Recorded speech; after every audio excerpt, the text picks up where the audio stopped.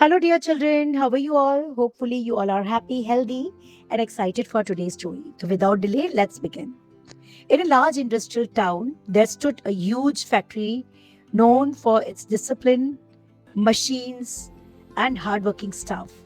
Every morning, before the siren rang and before the gates fully opened, one man would already be there. His name was Mr. Shankar. He was not the owner. He was not the manager. He was not someone whose name appeared in big meetings or company newsletters. He was just a simple employee. But for more than 35 years, he had served that factory with complete honesty, discipline, and dedication. He was a quiet man. He spoke less, worked more. He never argued. He never complained. He never looked for praises. Even in heavy rain, scorching heat, and personal difficulties, he came on time. People often said, if you want to learn responsibility, just watch Shankarji. He knew every corner of the factory, every machine room, every storage rack, every old register, every safety rule. Many workers had joined after him and many had left before him. But he remained there, steady, dependable, and sincere. To most people, he was just part of the system, like the old clock on the wall, always present, always working. And that was perhaps the saddest part because sometimes the people who do the most are noticed the least. One ordinary morning, Mr. Shankar came to the factory just as he always had. Same neatly ironed shirt, some old same old lunchbox, same calm face. But inside, this day was not ordinary. It was his retirement day, his last working day after decades of service. There were no decoration at the gate, no announcement, no special welcome, no excitement. The factory was running like any other day. Machines were roaring, workers were busy, supervisors were rushing. And in one quiet corner, Mr. Shankar was slowly arranging his things. He opened his old drawer and took out a few simple belongings: a worn out diary, a steel pen, a old iCard, some folded papers, and a small framed photograph of his younger day in the factory. He cleaned the drawer once before shutting it forever. At that very moment, a young employee named Aman noticed him. Aman had joined the factory only a years ago. He was energetic, modern, and full of life. He admired sincere people and had deep respect for hard work. Seeing Mr. Shankar packing up, he walked over and asked casually, Sir, are you shifting to another department? Mr. Shankar smiled gently. No, beta. Today is my last day here. Aman looked confused. Last day? You mean you are retiring today? Mr. Shankar nodded. Yes. After today, I won't come here anymore. Aman stood still. He looked around the factory floor. No banner, no farewell board, no gathering, no flowers, no speech, nothing. He felt something pinch his heart. How can this be? He thought. This man gave his whole life to this place and he's leaving like this, quietly, as if nothing happened. He looked at Mr. Shankar again. The old man was not angry, not bitter, not demanding. He was simply accepting. And that made it even more painful. Aman went back to his station, but his mind was restless. He could not focus on work. The thought kept repeating in his mind. Some moments never come back. If this day passed like this, it would be gone forever. And years later, everyone would regret not doing something. He immediately took out his phone. He opened the workers' WhatsApp group. Then he typed the message. Friends, today is Mr. Shankar sir's retirement day. He had given 35 years to this factory, and no proper farewell has been arranged.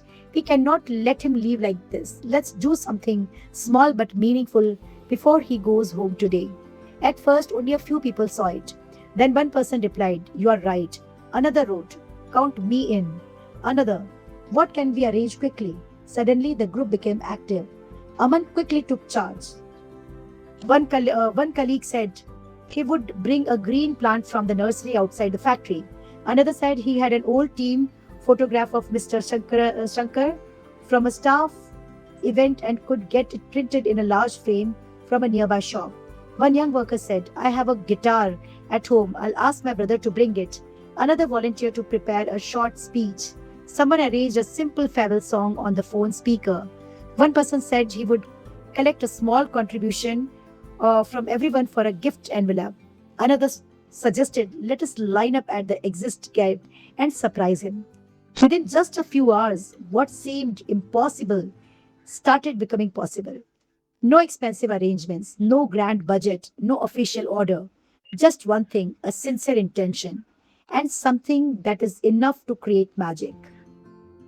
Meanwhile, Mr. Shankar continued his duty like always. He checked files, he signed handover notes, he guided one junior about machine safety, he returned his locker keys, he even reminded someone to label the tool rack properly.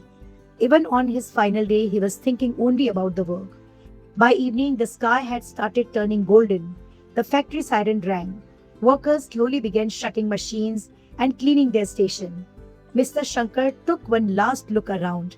He touched the work table softly with his hand. So many memories lived there. His first salary, his first promotion, the days he worked overtime to support his family, the time when his son was sick but he still completed an urgent night shift, the laughter of old colleagues who had long moved away, the struggles, the friendships, the years. He picked up his small bag. His eyes moved around the factory one final time. He whispered in his heart, Thank you. Then he began walking towards the exit. He thought he would simply sign out and go home quietly. But as he reached the main gate, he stopped. There, near the gate, stood a group of employees, then another group, then more. Soon, almost everyone from the every evening shift had gathered there. Some were smiling, some were clapping softly, some were holding flowers. One person held a beautiful green plant in a decorated pot. Another was holding a large framed photograph, an old picture of Mr. Shankar from his early year in the factory, standing proudly with his team, young and full of dreams. Aman stepped forward, and just then a soft guitar tune began. One of the younger workers started playing, another joined with a warm farewell song. The entire atmosphere changed. The same noisy factory gate suddenly felt like a place full of love. Mr. Shankar stood frozen. He looked around in disbelief. For me, he asked softly. Aman smiled. Yes, sir, for you. Because people like you should never leave unnoticed. For a moment, Mr. Shankar could not speak. His lips trembled. His eyes filled with tears.